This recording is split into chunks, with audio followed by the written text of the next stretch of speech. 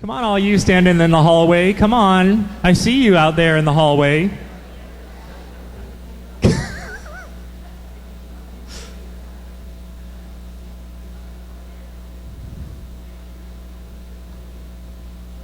Who are we missing? Let's see. The blues, raise your hand. Blue. Blue. Okay, we got a couple blue. Yellow. Where's the yellow people? Yellow. Great. How about red? Hey, oh, hey. We got red and green. Do we have green? Nice. Okay. Yellow and blue. You were a little quiet. Who had the turkey lunch? Because that has like tryptophan in it. It makes you sleepy. There we go. Now we're filling in. Don't be shy. Okay, folks, just before we get started, and we're going to introduce our wonderful guests and all of that, but before we do that, we have a wonderful opportunity this afternoon to hear from the director, the executive director of Maryland Hall for the Creative Arts. Lynnell Bowen is the force behind this fantastic facility and all of the great work that goes on here. And I just wanted to have her have a chance to say hello to you all and tell you a little bit about what's going on here at Maryland Hall. So would you please welcome Lynnell Bowen?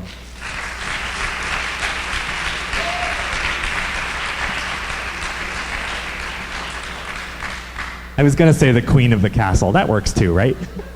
Czarina. All right, how do you like my new digs?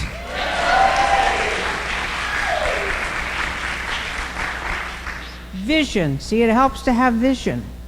Thanks to the state of Maryland and all our donors and members, and I'll probably ask each of you as you leave, I'll have a bucket at the door.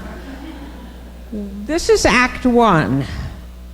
Because we're going to do some other stuff, and it's really exciting. But Act 1 makes a difference. It makes people realize you can take a 1932 old high school and do something with it. Our performers were happy. Sunday night we had a loud, soft opening, and it was wonderful. The performers were actually happy. So I said, it's amazing what you can do with $2 million. So you're our first guinea pigs. You were the first to use it, and when he asked me, last year was it? I said, John, no way. But we did it. We did it Sunday night, and now we did it today, and I want to welcome you. Come back and hear a concert, because we need to sell tickets like all of you do. Thank you.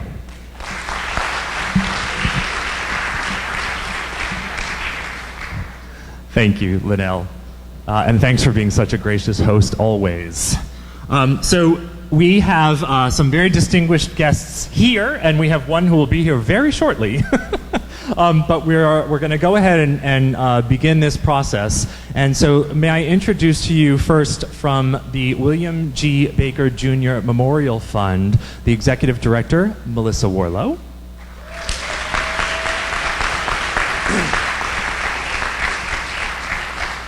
You'll recall earlier when I mentioned her, I said she reads about 1,000 grant applications a year, so talk about a decision maker.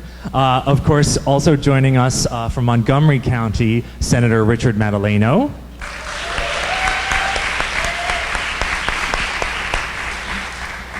If any of you have joined us in Annapolis for our budget testimony days and been standing in the background, of course, one of the committees that we testify for is the subcommittee in Budget and Tax, Business, Education, and Administration, and Senator Madaleno chairs that committee. So we want to thank you both for being here. County Executive Rashawn Baker is just a few miles away, so he'll be running up onto the stage with his microphone ready to go in just a few minutes. So Brian, I'm going to have you come back up, and we're going to begin our little process of some decision maker feedback.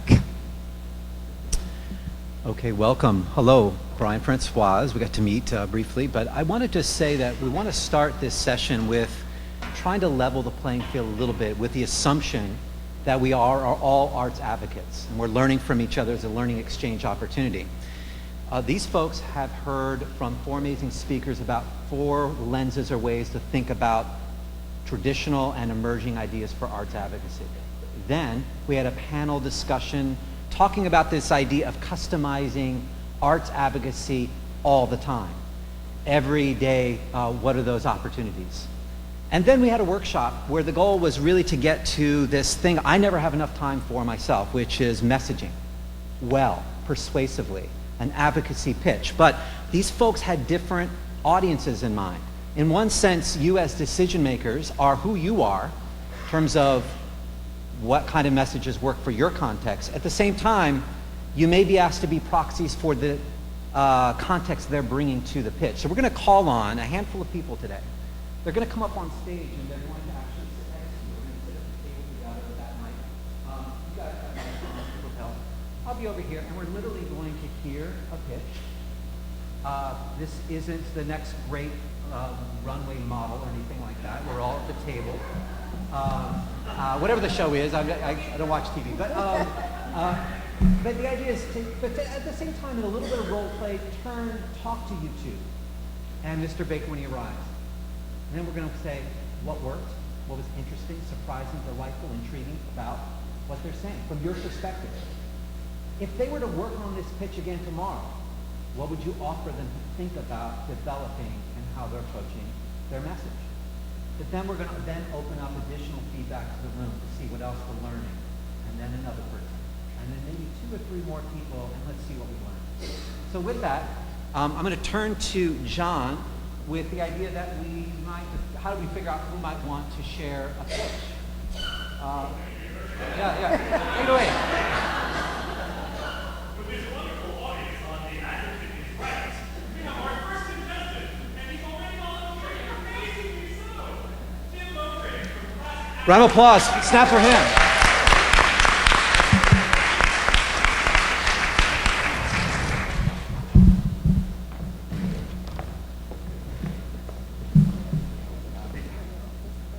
Good afternoon. Yeah, I'm good. So, well, thank you, first of all, for this opportunity. It's always great to come in and visit with people and talk about something that's clearly very important to me. I'm Jim Modrick from Class X Arts. We are an arts and education organization that's based in Montgomery County, Silver Spring, Maryland, but serves across the state and throughout the National Capital Region. What I'm here to ask you for is for continued support, ongoing support for all of our efforts within arts education that takes place within the arts community here within the state of Maryland. Because in a state like Maryland, where there is a strong commitment to in-school arts education continually being assessed, to live in a place, as you do, Senator Maldonado, in Montgomery County, where we have a very rich cultural environment, right? In your own district, there are several very large institutions that you hear from regularly, I'm sure, and a great arts education program within Montgomery County Public Schools. Yet even within that, we recognize that there are equity gaps, that we firmly believe that the access to arts education should not be a function of zip code, and yet it remains so. We recognize, we believe that that what is of benefit to a few should simply be an option for all. And we're recognizing that that does not happen. We are able to reach into under-resourced communities. We're able to reach into at-risk populations, including youth in an incarcerated setting, in a detention setting, by working with one of our artists. And inevitably, we will hear these young people mention the fact that they have never done something like this before. Whether it's a drumming circle, whether it's painting a mural, that statement, I've never done something like this before, which just doesn't make sense in a rich environment like we live in, and yet there it is. What we offer is the opportunity for these young people to make a mark or make a noise, and they don't get in trouble. In fact, the opposite happens. Working with one of our artists, they make a mark, they make a sound, and an artist says, that's kind of cool, do it again. Do it again. Do it again, but this time make it better. Do it again, make it better, but you get to choose how it's better. And what we start to do is to ingrain a message that we have seen throughout the work that we're involved in, that these young people actually start to ingrain a message within their own minds that they can do better, and they actually can choose to do better. That has an implication far beyond the art lesson that's being taught. It impacts their work within schools, it impacts their relationship with their surrounding community. They realize that they can do better. But we need the sustained investment in what we're doing, because that message that comes from, I've never done this before, has been, if we reach them in a middle school program, it's already been at least 12 years that that message of I've never done this before has been ingrained. It will take more than one experience. It will take more than one class. It will take more than one workshop with one of our artists. It takes a sustained relationship with these young people, and that takes an investment in the work that we're involved in, and I look forward to continuing that work. Thank you. Can we give him a round of applause? Yes.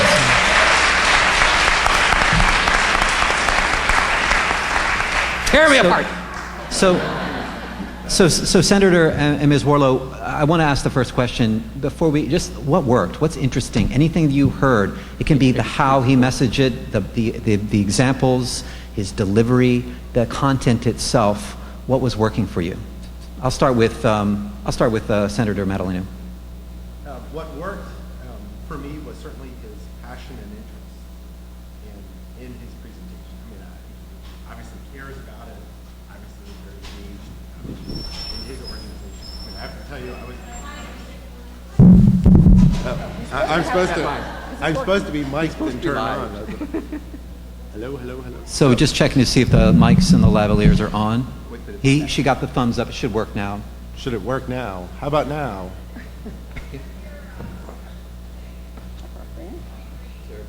Green. You start talking and I'll go I'll green. start talking. I'm green. Can you hear me? Can you hear Melissa? Yes. Okay.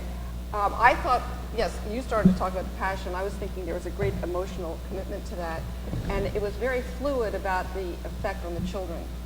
And I think I immediately responded to that. So I thought you did an excellent job, and you didn't hesitate. It was good. Are you ready for the other part of it? Yeah. Sure. Actually, I think this is, all right, am I on now? Can you hear me Sounds now? like you're on. got the thumbs All up. right, maybe you can hear me. I'll go even higher. Hey, there we go. How'd you do that? I just moved it up higher. So I don't. So here are the things that I would outline about when you're going through to make the pitch. You want to be very certain that you know who you're talking to. And so here you are, a Montgomery County organization speaking to a Montgomery County legislator. Tell me exactly where it is. I mean, just said Silver Spring, and I'm sorry, I don't, You'd nail it, yeah. go and say exactly where it is. You butchered my name, I know. so if you can't, I was going to say, if you can't come close to it, don't use it. Don't even try. When you were going through the presentation, and this is where I didn't know what you were asking for. Were you asking for general support for the arts and the funding that goes out to organizations to help provide young people the opportunity to attend arts organizations? Were you talking about the grant that you receive? Put a number on it. You got to remember that when you're coming in to talk to me, all right, I'm on the subcommittee, as you heard John say. I know something about that part of the budget. The vast majority of legislators, I mean this as no criticism, don't know. They don't know how much money is being spent. They don't know how much money you're receiving. You have to know who you're talking to and to tailor it that way. Just like if you were coming in to talk to me about a judicial issue, I'm not a lawyer, I don't sit on that committee, you got to give me background that otherwise if you were intimately involved in it, you don't need to give. So you should have been very clear as to exactly what you were asking for, what that money means. In this case, we're asking for money. Yeah. What that money means and is able to do in the community. Again, because we're from the same community, Right. what it means Right. in our community, how you translate the bigger picture that you talked about, providing equity for Yeah. people and access to art, but who are we talking about, from where, for what? So feel free to put meat on the bone. And if you don't mind, just before we end with Jim and have another pitch, is if I could hear from folks anything that you heard in what worked, and maybe one or two comments about what he might develop too. But I want to focus on what's working too. Can you start with that? Okay, then I'm coming to someone else. But I was gonna, it didn't work.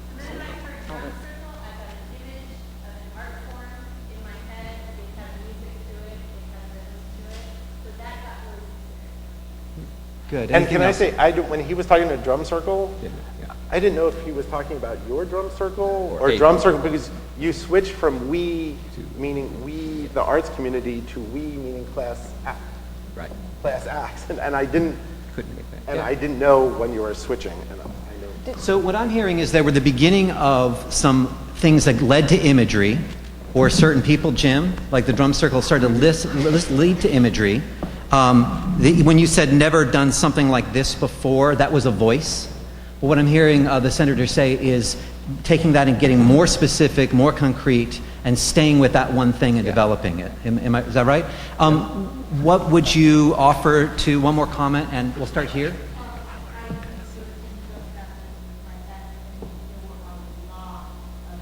Yeah.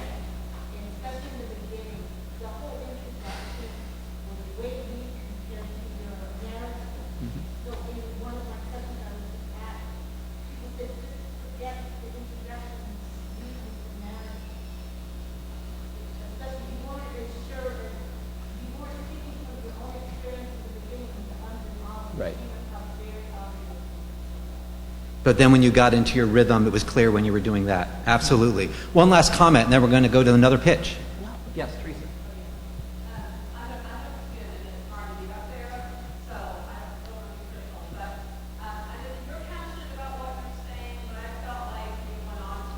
Yeah.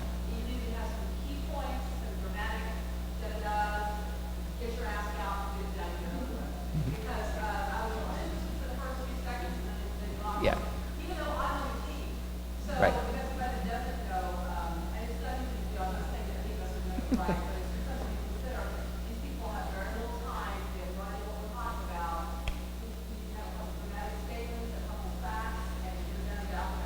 Great. And Melissa, please. So I thought you were going to come back to us and ask us Please. about the criticism. Please do, yeah. So here's my Thank you. criticism. One, you talked about equity. You mentioned this as well. That's a tricky thing. You said there's no equity, but you're not going to provide it.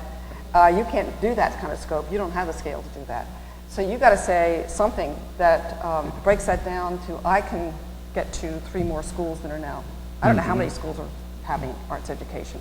And the other thing is that I think you mentioned the word sustainable, but I'm not clear at all how many times a child would have an encounter with that program. It might be a one-shot deal, and maybe that's not good enough. So those kinds of things, and I know you didn't have time for a whole pitch, but I also need to know ultimately what's your operating budget, and then how much is this program, and then what do you need? And I think you hit on that as well. So can we, again, this is hard. He's giving us a gift. Let's, round of applause for Jim. Yeah?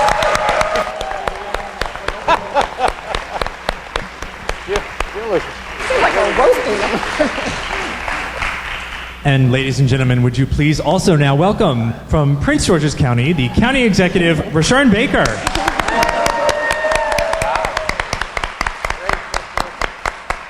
We have a lot of Prince George's County in the house today. Great, we love that. So we're going to welcome County Executive. We're going to continue with our next contestant on The Advocate is Right. And I understand that from Baltimore City, there is a Jessica Garrett from Single Carrot Theater. Jessica Garrett, come on down. This girl is funny. She's great. And as Jessica makes her way to her seat, I do think before she speaks, I want to ask her to clarify the context that she's making her pitch for. Who are you and who are you communicating to? Because then that will help them kind of role play that while they also give their perspective from the role they play every day. Great. My name is Jessica Garrett, and I work for Single Carrot Theater in Baltimore City. We are a mid-sized theater. We've just moved into a brand new home, and education is one of the cornerstones of our programming and bringing theater into the schools. And I'm talking to funders and school administrators to funders and school administrators today. Welcome. Thank you. Take a seat, if you don't mind. We're all advocates at the table. Budgets are failing our schools, and schools are failing our students in allowing them to become productive students and productive professionals, and they're doing that by stripping the arts from education.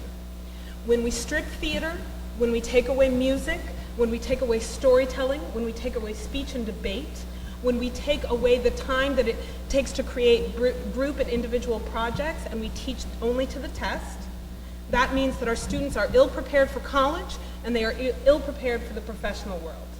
What I would like to do is I would like to go into high schools, into public high schools in Baltimore City, take 1 year, go into one high school twice a week after school, and be able to bring speech and debate and theater back into our schools, not just for actors. Theater in our classroom is not just to create future actors. Actors are great, I am one, but that's not what it's about. It's about, I would genuinely like to know, would any of you be where you are if you did not know how to speak in front of a group? That's what we're doing right now. When we take away speech and debate, when we take away theater, when we take away music, we are not allowing our children to be able to speak publicly. So in addition to being able to go into schools after school twice a week for the school year, with a different goal for each semester, with a different end goal for each semester, before each semester begins, to be able to do a teacher in service, a teacher training with members of the ensemble from Single Carrot. So not only are we touching one high school, but by being able to invite teachers from multiple middle and high schools to come to Single Carrot and do an in-service twice a year, to have those teachers be able to integrate theater and speech and debate and public speaking and storytelling into their everyday classroom lesson plans. I do not have the power to reintroduce theater departments to those schools that have lost them. I don't have that power. I don't have the power to be able to reintroduce music and speech and debate to schools that have lost them due to budget cuts. What I can do is help arm teachers to introduce that into their math programs, into their language arts programs, science, and social studies. And to do that would cost $5,000 a year. It's not much, but that's what I need.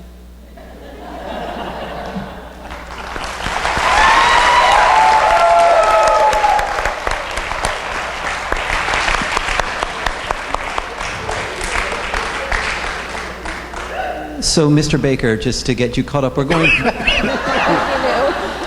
going down the line, but we're mentioning what's working. What is she doing, message-wise, evidence-wise, delivery-wise? That's interesting, surprising, delightful. It's meaningful. And actually, do you mind? Actually, I could start with you, and I'll come back this way. Oh, okay. Well, first of all, very good. A lot of passion, so I liked it. But as I was listening to you talk, and I think that's a great. I like the segue is not just for actors. I don't use the example of my son who's a visual artist. I always use the middle daughter who went into theater, and it helped her become a better student. So, and she did major in theater in college, major in women's study. So I like that pitch right there. I like the fact that you got to the money, even though it was $5,000. That's a pretty good number. I'd like to know how many students you're going to be able to reach with that amount. How do you sustain the program beyond? And I wrote down, just from my budget in as county executive, discretionary budget, I have about $2 million, but I get about $8 million worth of requests. So even though $5,000 sounds like a small amount, you're competing against a whole bunch of other people. So I think having examples, for me, and this is just me talking, I like examples of a student whose life you change, which is why I always use my daughter. I think she's going to make me pay her pay her for it. But I mean, having stuff like that, I think is very helpful. But I thought you did a great job. Jen, are you? Yeah. And Melissa, as we come to Can I you. tell everyone your son is right there, just in case you're... Yes, that is my son right there. Turn Baker to 4. He's an artist. Your daughter's going to make you pay. He's going to make you pay. That's wonderful. And so, Melissa, as I come to you, I'm going to just change the format a little bit. Yeah, what's working? And then while you're speaking, what would she continue working on if you were to do this tomorrow? So I thought it was really great at the beginning about what a student life is like without the arts. And that really spoke to me. Although I got confused when you first started talking about the in-school twice a week with students and then shifted to the in-service for teachers. That was two different programs. And now I don't know which the $5,000 was covering, because if it's for twice a week all year, who are you not paying? And that doesn't sound good to me. And is it, I think you've got to sort of promote some idea of whether it's more cost effective to do the in-service or whatever you want to really promote, or do you really want to go in depth with these kids and do it twice a week? So make your decision, go with it, or do both, but you've got to justify them. Thank you. So I would say try to be passionate.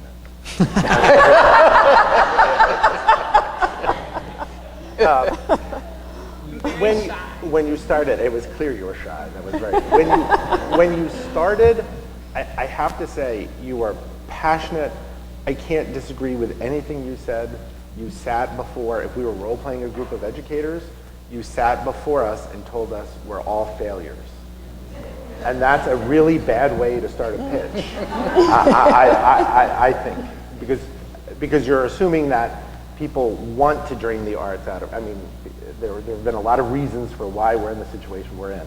So to me, it was, you then pivoted to this incredible, this is how I can help you to deliver something that's very important, a talent to students, not being an actor, but this is about real world talent, making a presentation to the public. I mean, those things were all very important. So to me, it was, if you wanted to do this starting over tomorrow, it's change the pitch of how I'm here to help you. You've got a challenge. I can help meet that challenge, whether it's an after school program or in service that will help the children for a small amount of money. I know you'd love to do it yourself. You don't have the resources. This is how partnering with me will help you deliver a better educational experience for the children.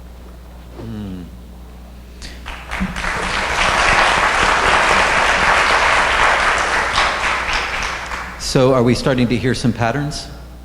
Some patterns, for example, one, whatever the money is, how specific can you be so that if it has to be adapted or changed based on your capacity, you're getting specific to give the decision maker options, right?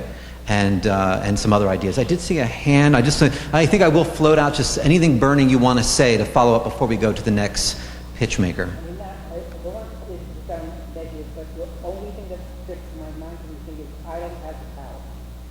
You said that repeatedly. And to me, that puts you in a position of, it puts you in a bad position. To continuously say, I don't have the power. Because you do have the power. You're there because you have the power. You're there because you have something to offer. You have a different approach to something. You have a new something. So point to that. Can we help rephrase into how can I as an individual convey that I can't do it alone?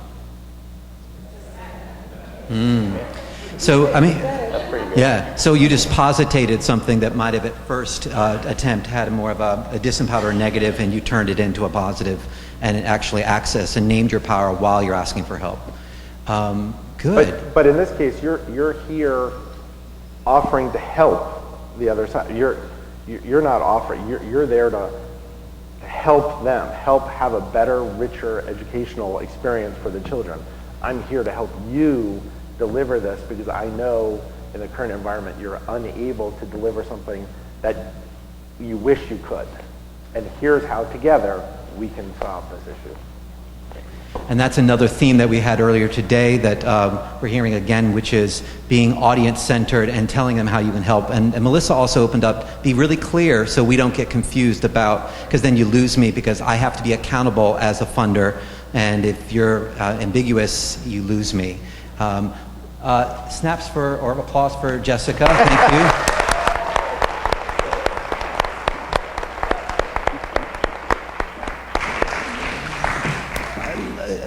John, who else? You want to try one more? We have a couple. We might have time for a couple more. Let's see. All right. Well, I understand there's a Karen Farr. Karen Farr from Alligatus. Karen, come on down. Round of applause to Karen for stepping up.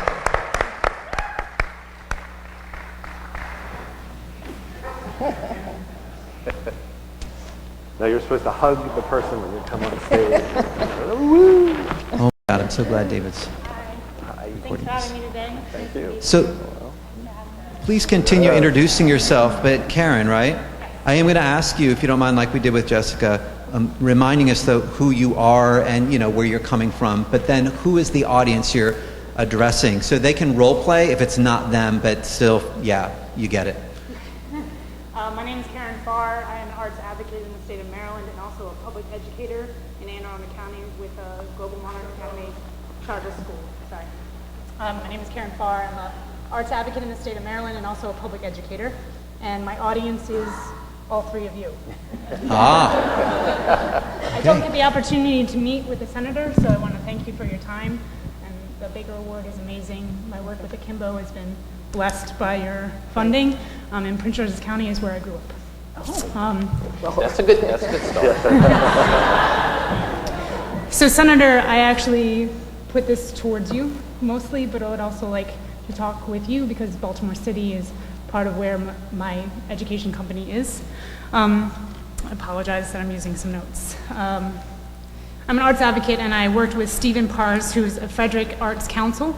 We paired on this project to bring this presentation to you today.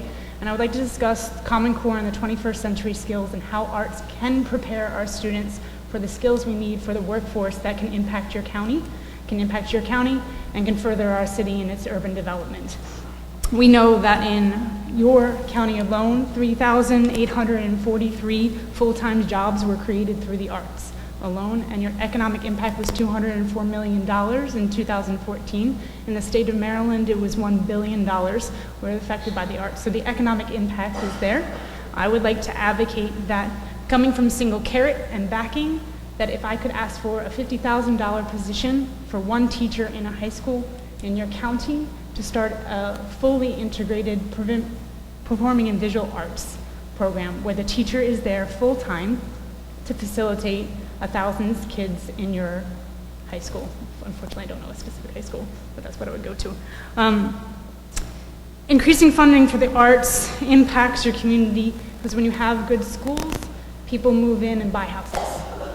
That impacts jobs because smart individuals want good education for the children and they want to move to an area that provides that positive education.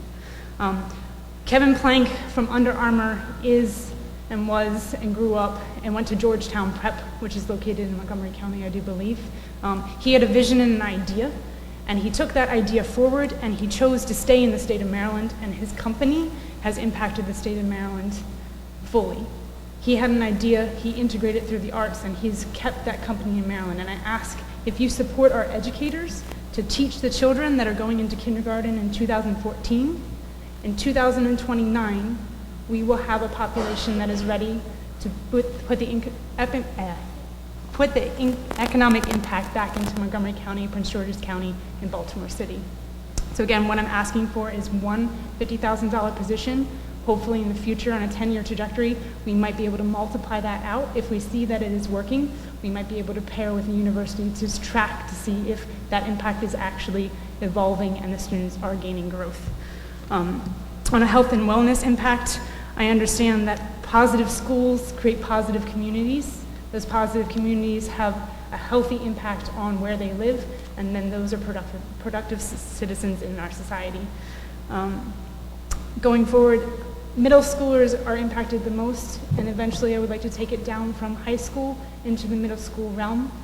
Adventure theater, I know, is something that you might be involved with, and hitting those middle school students early so they have positive interactions with the arts is extremely important. I want to thank you for your time and letting me talk to you as an educator. This is an extremely inspiring opportunity for me just to sit here with you today and be able to voice my opinion as an educator. Thank you. Very good.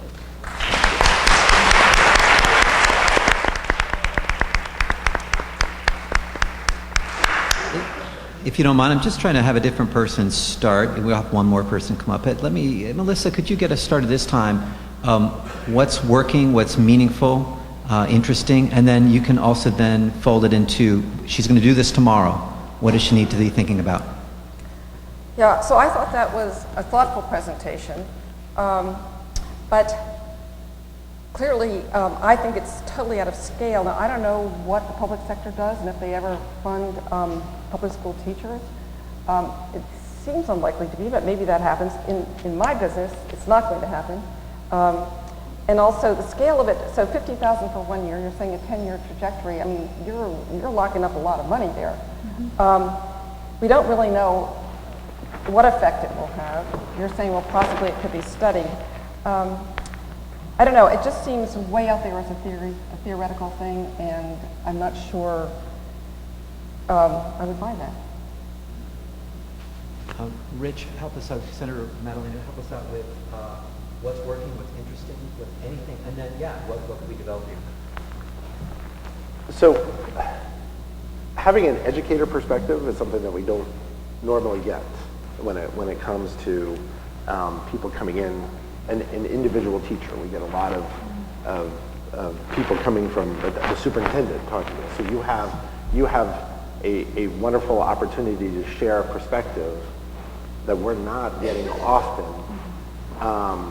It's going back to what Melissa said in the presentation, and her comment is understanding what we can and cannot do.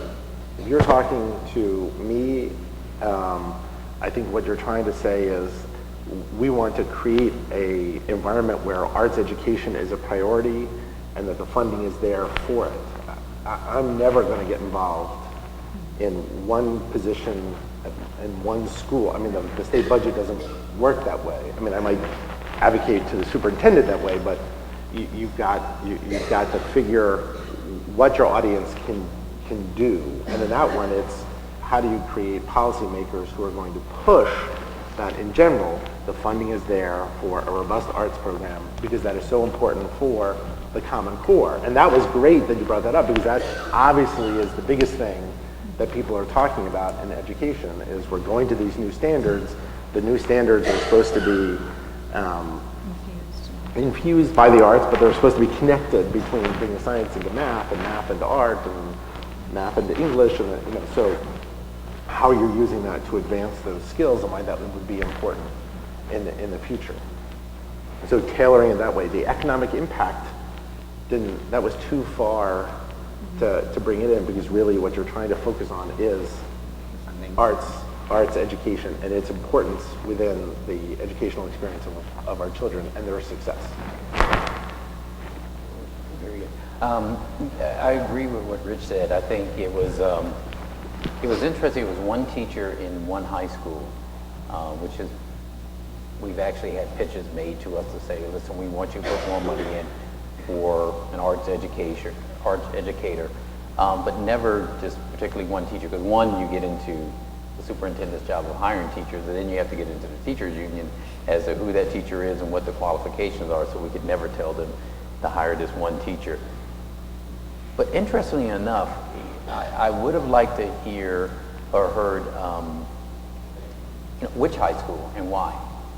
I mean, is everything, so if you were making a pitch to me in Prince George's County and you wanted my ears to perk up as county executive, I like the statistic that you threw out. I think, as an executive, as a former legislator, I can, put on the executive hat, and that is, I like that information.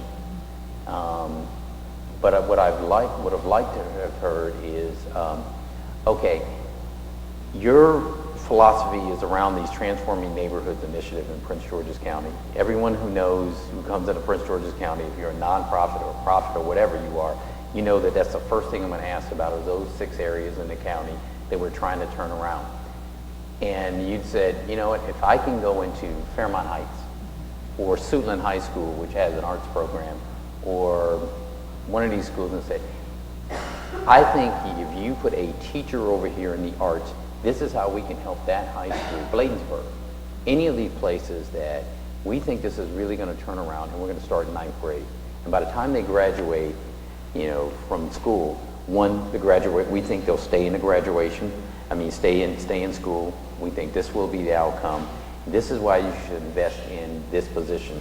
And this is why when the superintendent, asks for the budget, you use that as a negotiating tool. So if you came to me, you would say, I know you're going to fund the superintendent's budget as to what he's asking for, because that's what I do. But we also know you have some discretionary funds. We'd like for you to use that discretionary fund to say to him, I'm willing to give you $50,000 more, or whatever the salary of a teacher is, if you dedicate that toward, this area in these schools, because we think it will make a difference, and for this period of time. And we could study that for 3 to 4 years to see how it pans out, and then ask for more. I think as an executive, that would be the way somebody would make the pitch to us. But it would have to be why one teacher, what difference they could make.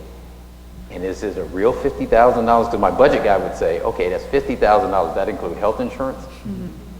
Because it's got to be a real, because whatever that real amount is what you're going to ask for them to put in there. But if you get money from the state and you send it to me, I'll gladly take it.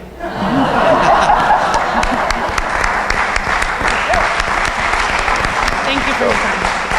Can we have a round of applause for Karen? Yeah.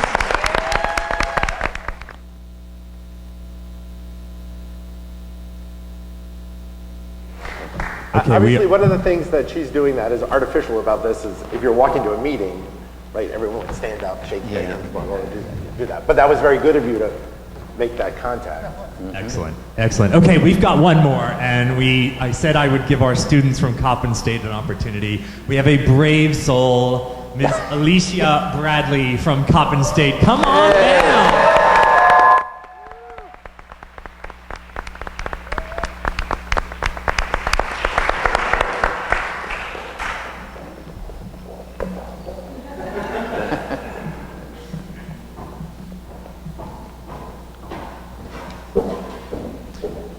So it's Alicia? So I'm going to do the same, and you can, before you greet them, if you don't mind, name who are you in this exchange, and who are they? Who is the target? Could be they can sit in and be role-playing this role you're placing them in. Can you tell us more about that? Well, my name is Alicia Bradley. I am a senior at Coppin State University. I am appealing to you as parents and educators. And also, I guess, part of the board who gives out budgeting and nice things like that. I'm a little nervous. No, it's okay. And based on the feedback we've just heard already, go ahead and choose one of those, because those are 3 different groups. Okay. And I would say choose one of those so they know, and then your messaging can be really with that target in mind. So is it parents? Is it board or budget? What feels best for you right now? I'll say as parents. Parents. Your parents. Have a seat.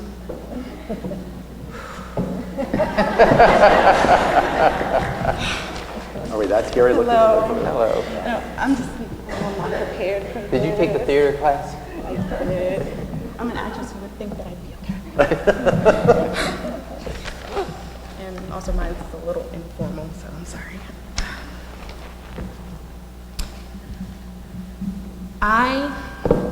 Can you hear me? Yeah. Okay, good. I'm 23 years old, and I'm about to graduate from college.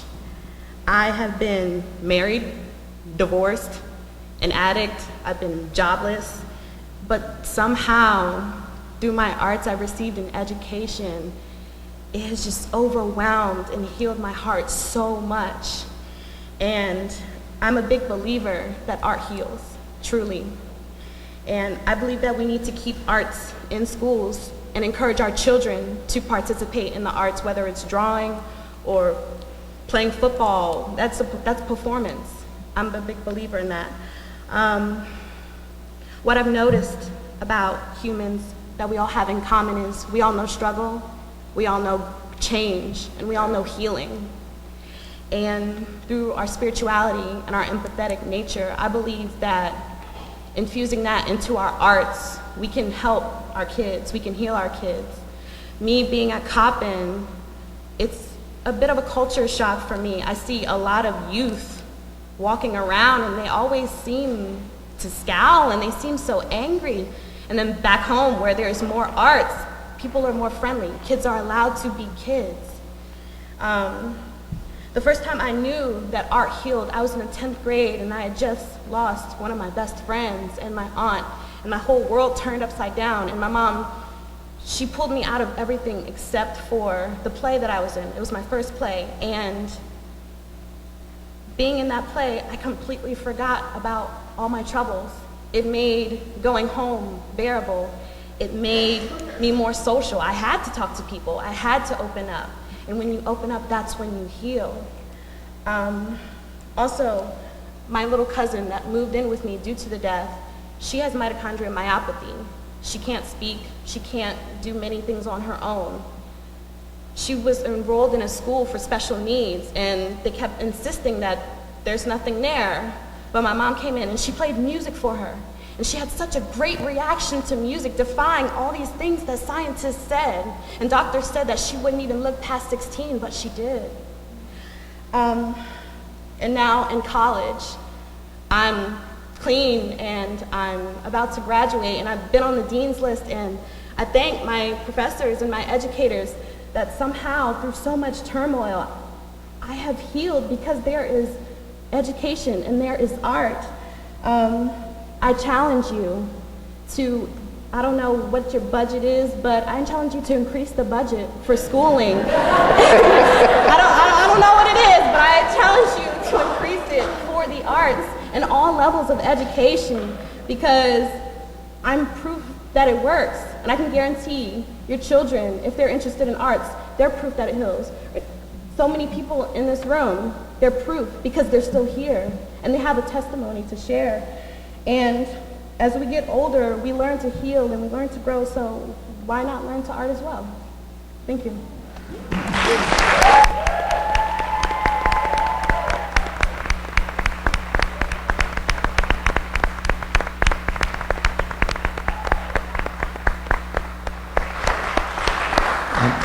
So, Senator Madalena, I'll start with you. What's working? What's interesting? And if she were to work on this pitch and develop it, what would you offer her? Well, what was working was the depth of feeling. I mean, it was clear you were speaking from the heart. Your personal story. I mean, personal stories are very important, right, to us. They really are. And hearing that personal story, I think, helps give people the understanding of look, this is, arts have a chance to touch people in a way that maybe math doesn't. So in that sense, it was all wonderful. Part of it is trying to get, so I have a 6th grade daughter who has now told me I want to do art.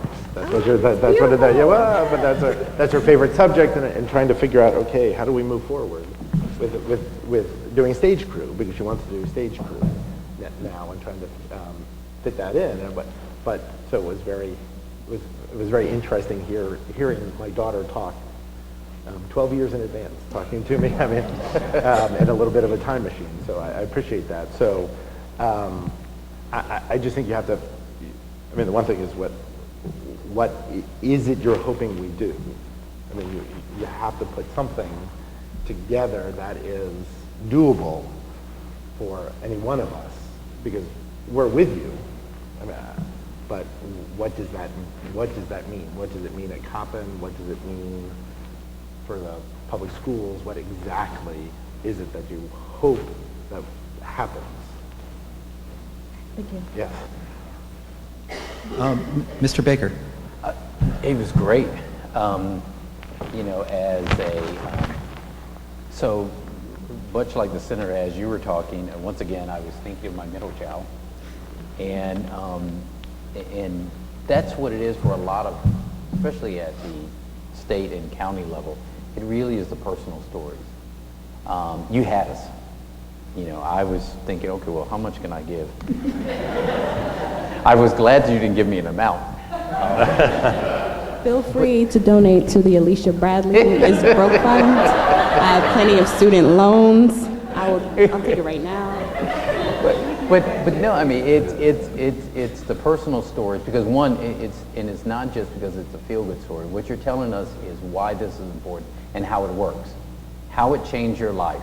So if you're an executive or a legislator, and those are the roles, or a parent that's advocating on your behalf, what you really want to know is, can this change other people's lives? Is this worth investing a limited amount of funds to do that? So you gave us the story that, and paired up with the other folks that came, and you to come as part of the story. Here's why it's necessary and it works. The outcome is for all of us getting people through school and college. You just said, this is what got me through college. The part that you have to come in on and add to really is about the money part. And that is, we would like for you to fund, it was the middle school teacher at the arts in this program that is no longer there, that we think can reach these kids. If you could fund a program that would make sure that's in place. It's an outside group that comes in and really teaches visual and performing arts, or I like the way to use athletics, because I do believe it's a form of art, and it keeps kids in there and there's a balance. But I think that really is, your pitch was great, other than, here's what I want. You didn't give us the ask. Specific. Yeah, here's the ask, and here's what I want. Very good. Melissa, bring us home on this one. I don't know. I'm thinking the personal story issue. I would always have a little harder time with that because it seems so individualized, unique, and I need it to be generalized that it can help all people. So I like the context, so I know what's driving you. And I thought, as a motivational speaker, I thought that was brilliant. As everyone has said here, you didn't operationalize that, so we don't know what you want to do with it. We don't know what you want money for. And what's your program? What do you want to do, and how much is it going to cost? And why you think that will work with people similar to you, or many people on a broader scale. So I think, basically, yeah, it was a wonderful tale, and it was moving. You just didn't know what to do with it. But can I ask Melissa a question? Because that was, your feedback was very interesting about the whole idea of, we both, because we practice a retail, share your pain sort of story, that your response about, tell me how this story is, you can replicate it, tell me how this is, I mean, and if you can tell more, I mean, it was very... Well, what proof do you have that this works? Because I think we don't make those grant decisions on the basis that I think, as you say, you're responding to human stories. We get a little wonkier. So we're looking at, we do a lot of reading in this field. We think what's working, what's been effective other places.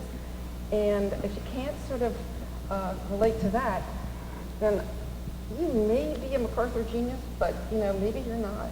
And maybe it's just going to be money that just goes right down and did good for 2 weeks and people had fun.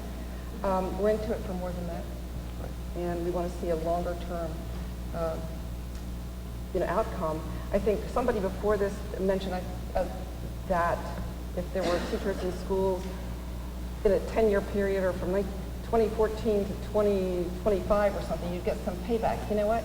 That's too big a lag. I don't have enough money to let you have that time. I got to get something now happening, making a difference.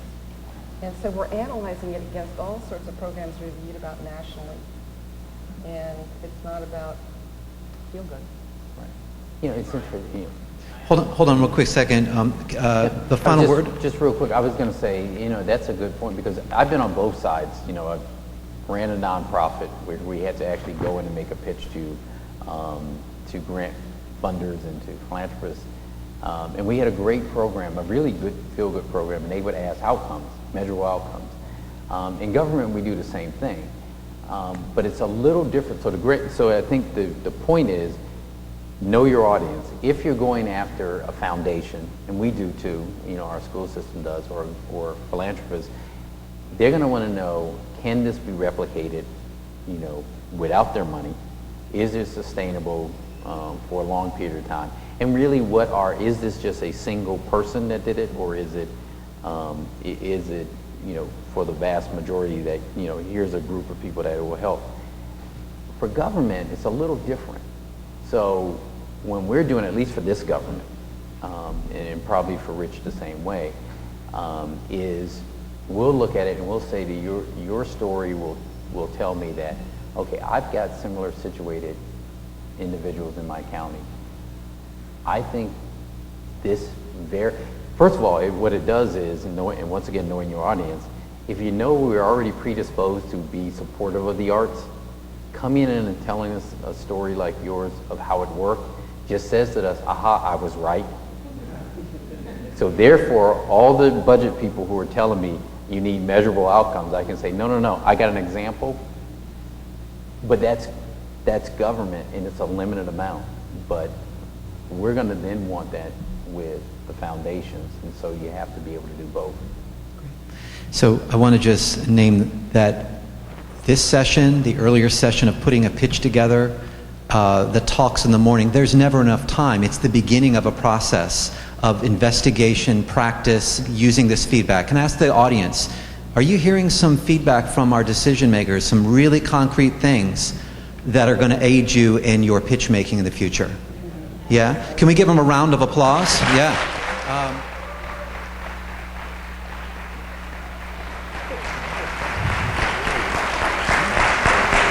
And while you're at it, can you also thank Alicia for her contribution on the way out?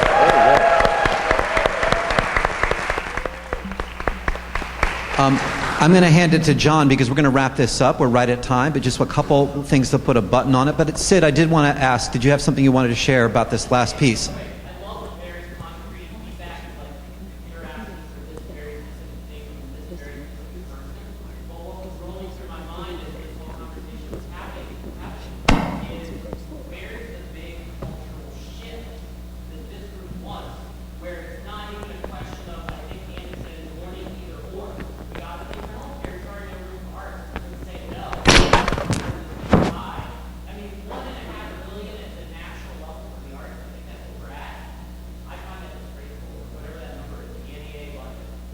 $145.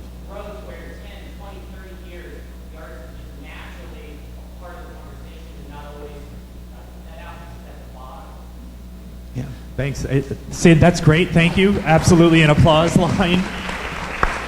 It's the work that we do, and it's working together with all of our colleagues, all of our decision makers, all of our lawmakers, all of our young people, so that we constantly are advocating 365 days a year with every person we meet that arts are part of the solution, arts are part of the conversation, and art works. Because that's the National Endowment for the Arts punchline, because it does. So thank you. Yeah, are we going to achieve that today? No, because we're out of time. But the reality is that's what we work for every day. And to the degree that we can be here to help you as a field, as a sector, move in that direction so that we don't have to have trainings like this anymore, so that we do get to the conversation at the right time and be part of it and be represented and be understood. That's what this is all about. So a couple of logistics. Our slide presentation from this morning for all of our great speakers, we're going to try and make that available as a slide presentation on our website at www.mdarts.org. Thank you. We are going to be emailing you next week. We videotaped today, thanks to the Greater Baltimore Cultural Alliance and David London. So our speakers from this morning, our panel discussion, a little bit of each of the workshops, and our wonderful decision maker conversations today will all be available on video on our website, probably early next week. And I leave you with this. Does anyone know the last line of the song Move On in Act 2 from Sunday in the Park with George? Give us more to see. Go, give us more to see. And thank you, all of you, very, very much for giving us your time today.